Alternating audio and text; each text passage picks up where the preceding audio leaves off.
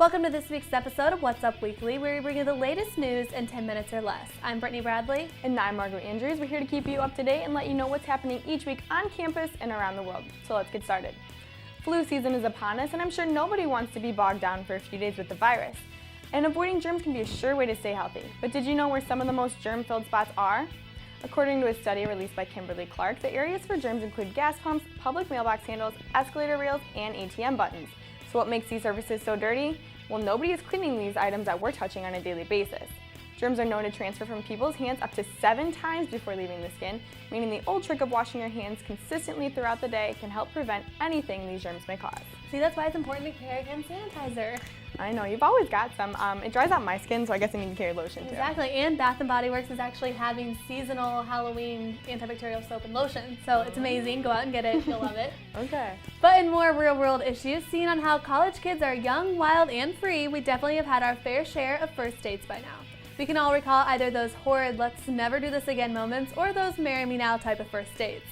Seeing on how the latter is more rare, Madame Noir has come up with a list of 7 things that should never happen on a first date. Grab a pen and paper, guys, because you may want to write this down. Number 1 on the list is lack of organization. Girls hate getting all dolled up to go nowhere, so guys, make sure you come prepared with some plans for the evening. Number 2 on the list is getting too drunk. Women want to see men in control and proving to them he can protect them, so having a night the guy won't remember in the morning will not score you a second date. Rounding out the top 3 is texting at dinner. Obviously, we're a generation who feels the need to be on their phones 24/7, but sitting and texting during your dinner date will make you seem uninterested, so keep your phones out of sight. To see the complete list of what to avoid on first dates, log online to madamenoir.com. You know, I think I've only been on one real first date in my life. Everything else was like, you want to come over and hang out? Yeah, guys have really dropped the ball on all that. I agree. Not really impressed. Moving into celebrity news this week, it stinks to be in Hollywood and have the world constantly criticize you for your appearance. And if you're a female and you've managed to gain some weight, you're called fat, or you're automatically pregnant. But I really think in the case of Jessica Simpson, it's more than just speculation.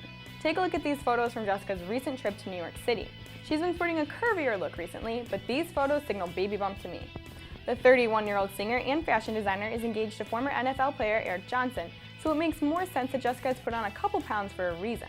I mean, I'm still waiting to hear a release confirming the baby news. I heard she might get $500,000. Yeah, everyone's saying she's purposely holding out to see how much money she can get. It's so concentrated in one area that, I mean, that's talent if you can just do it all there and it's not a baby. Yeah, well, hopefully congrats to Jessica. And in more celeb news, it looks like Lilo isn't letting her trouble with the law stop her fame. New information about Lindsay Lohan says she will be posing for Playboy. TMZ reported Tuesday that the Mean Girls actress has agreed to pose for the popular magazine for nearly $1 million.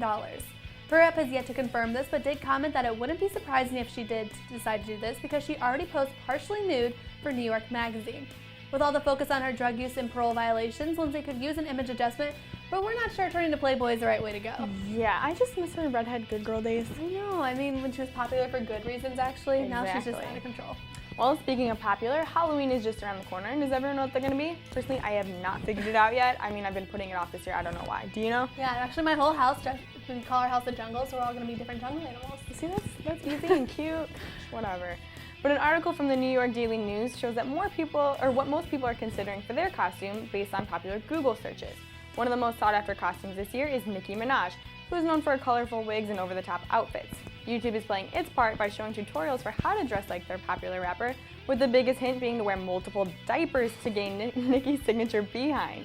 Charlie Sheen also made the list, along with close contestants of Pan Am, Captain America, Black Swan, Playboy Bunnies, and Angry Birds. I'm not about committing to the costume, but I think wearing diapers is a bit much. Hey, you won't have to stop to go to the bathroom. You can just keep on trucking through the night. That's seriously gross, but that fits in right with my next story of gross things. People will sell anything on eBay, and I'm pretty sure we hit an all-new low with this next story. Beatles fanatics are in pure bliss as singer John Lennon's tooth is being auctioned off on the popular site. A rotten tooth Lennon removed in the 60s is currently priced at $16,000. NBC New York reports that the tooth has been handed down to Lennon's housekeeper as a souvenir and has been in the family ever since. Apparently during the 60s, giving teeth away to help was the cool thing to do for the world's most famous rockers.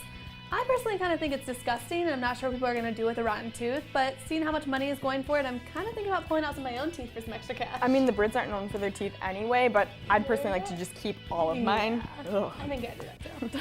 Well, recent headlines are calling for a food fight between First Lady Michelle Obama and celebrity chef Paula Deen. Michelle Obama is furious with Paula Deen, claiming the chef is taking shots at her in terms of her food choices. After appearing on Paula's Party back in 2008, Paula told the press that Michelle ate her fair share of fried foods and that the Obamas' favorite foods were chicken wings.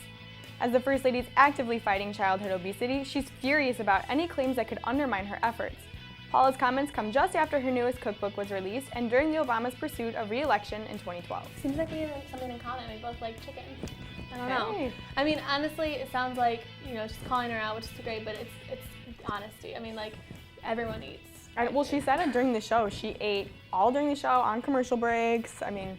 I actually watched her episode recently, and she actually kind of has some unhealthy food. I mean, terrible food for you, but it's so good. I've been to her restaurant in Savannah where, it all started. Oh, I can't wait to go back. Why doesn't that surprise me? Well, let's round out this week's celebrity news with our Dancing with the Stars update. What does the D in DWTS stand for? Drama. This week, Dancing with the Stars brought on a whole new level of drama with pro dancer Max lashing out at the judges. He argued how unfair it was that some celebrities were judged on talent and some were judged on potential. Len Goodman argued that he knew what he was doing because he's been in the business for 50 years, and of course, Max fired back, well, maybe it's time to go then. Max continued to dig his hole even deeper by saying this was his show and he helped make what it is today. Really smooth, Max. Luckily, his arrogant comments didn't cost Hope an elimination, and instead, Chaz Bono was sent home, and even though I don't have anything against him, it's kind of time for him to go because he's always in the bottom, so.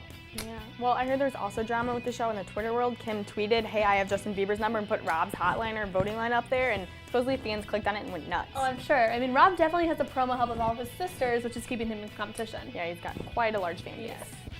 And another thing to get excited about, it's homecoming week here at IU, and students are dressing up and getting involved to show their school spirit. Join the tradition by attending homecoming festivities. Tomorrow kicks off the annual IU's Got Talent competition at 7 p.m. in Alumni Hall. Come watch and support different student organizations in the competition. If you can't make the show, you can still get in the homecoming spirit by wearing cream and crimson all day tomorrow, as it is Spirit Day on campus. Friday evening is the inaugural Homecoming Light Parade. The hype is building for this event, so you can expect to see some pretty crazy floats. The more creative, the better. After the parade, stick around for the pep rally to get the community pumped and ready to go for the game this Saturday. The Hoosiers will take on the Northwestern Wildcats starting at noon. It's going to be a busy weekend with homecoming and Halloween. I'm excited. Bloomington's going to be packed. Well, along with homecoming, it's certainly the time for scary movies, haunted houses, and other fear-inducing activities. Some people revel in the chance to be scared, while others avoid these experiences at all costs. So what makes the difference? It may be tied to neurology.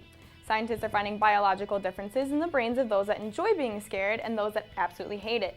Apparently, those that enjoy the thrill have fewer receptors for dopamine, a chemical that is similar to adrenaline and affects the processes that control movement and pleasure and pain experiences. And watching these scary movies can boost the levels of the chemical in the viewer. The chemical is also linked to experiences like falling in love and eating chocolate. And it's produced in the area of the brain that's often called the reward center. I actually saw Paranormal Activity last night. Whoa, I'm going tomorrow. Please don't ruin it for me. I won't spoil anything, Good though? But obviously we're both thrill seekers. It's thrill seekers. It's a very good movie. Okay, well, The last 10 minutes, get ready. Okay. It's always like that with those. Just build up Yes. into the end. So It's very good. Well, that wraps up our show this week. Thanks for tuning into this episode of What's Up Weekly. be sure to follow us on Twitter at What's Up Weekly IU. Have a great week and happy homecoming.